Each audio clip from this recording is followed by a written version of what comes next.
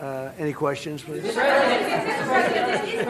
President, did Israel force your hand to launch these strikes against Iran? Did Netanyahu pull the United States into this war? No, I might have forced their hand.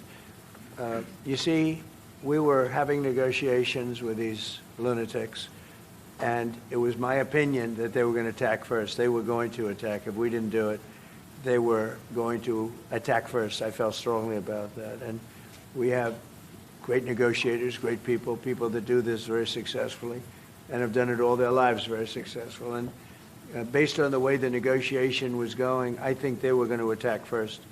And I didn't want that to happen. So if anything, I might have forced Israel's hand. But Israel was ready and we were ready, and we've had a very, very powerful impact because virtually everything they have has been knocked out now. Their missile count is going way down. Amazingly, they're hitting countries that were, let's call them neutral, right? They lived together for a long time. I think they were surprised. I was surprised. And now those countries are all fighting against them and fighting strongly against them. Someday they'll write a story and they'll say why they did that, but they hit countries that had nothing to do with what's going on. They were sort of leaving everything alone. All of a sudden they had missiles shot in, which shows you the level of evil that we're dealing with. They'll hit people that were actually at least somewhat friendly, and they had no problems with it. Also hitting only civilian places, hotels and apartment buildings, and we're hitting them where it is much more appropriate. We're hitting them very hard. And the big scale hitting goes now. They no longer have air protection. They no longer have any detection facilities at all left.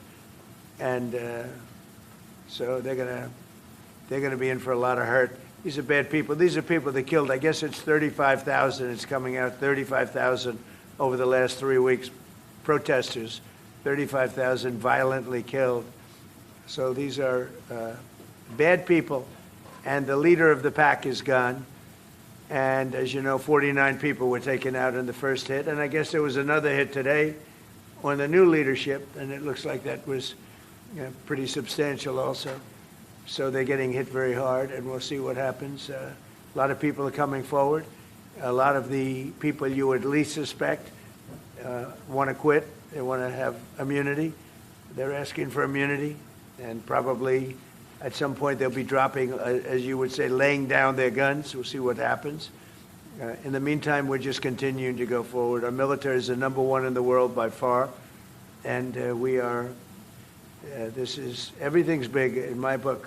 Venezuela was big. This is big. The original hit, Midnight Hammer, was big. Everything you view is big, but it's not considered very big by some standards, by some of our standards. We have a military like no other military that's ever been built. Yeah, please. Mr. President, what's the worst-case scenario that you have planned for in Iran? Well, I don't know if there's a worst case. We have them very much beaten militarily from the military standpoint.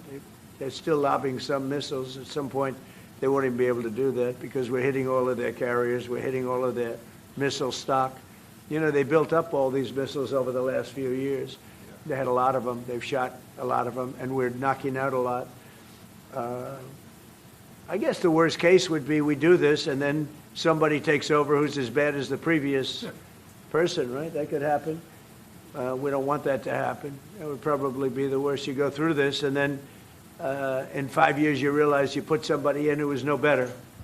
So we'd like to see somebody in there that's going to bring it back for the people. And we'll see what happens with the people. They have their chance. And we've said, don't do it yet. If you're going to go out and protest, don't do it yet. It's very dangerous out there. A lot of bombs are being dropped. But I would say that would be about the worst. Do you have someone in mind right now? Because you said all the people you did have in mind have been taken out. What do you think? Well, most of the people we had in mind are dead. So, we had some in mind from that group that is dead.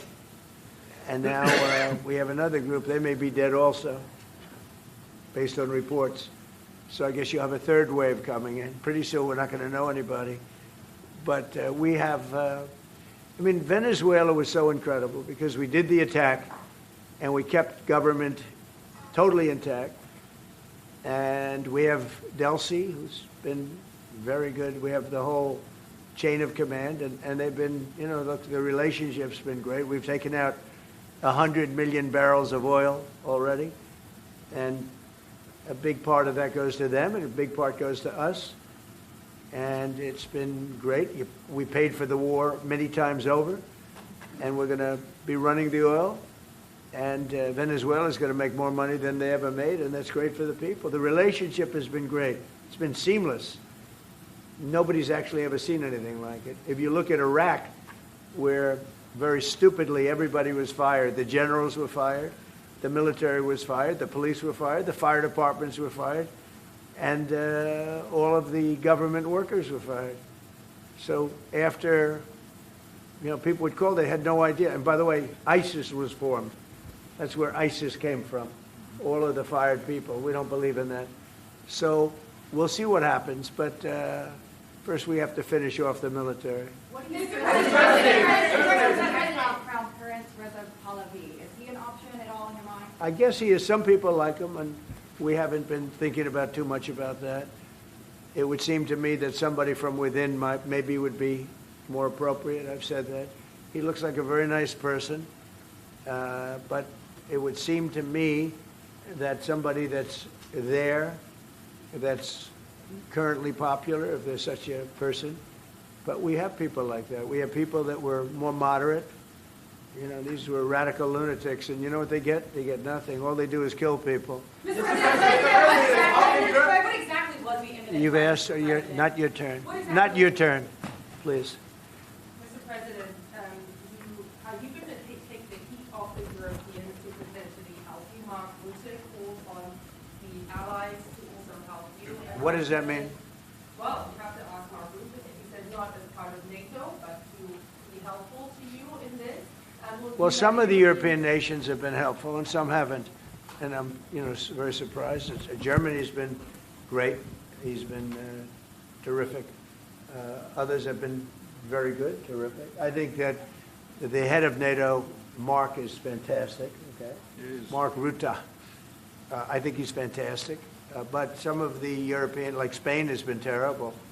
In fact, I told Scott to cut off all dealings with Spain. Spain, first of all, it started when every European nation, at my request, paid 5%, which they should be doing.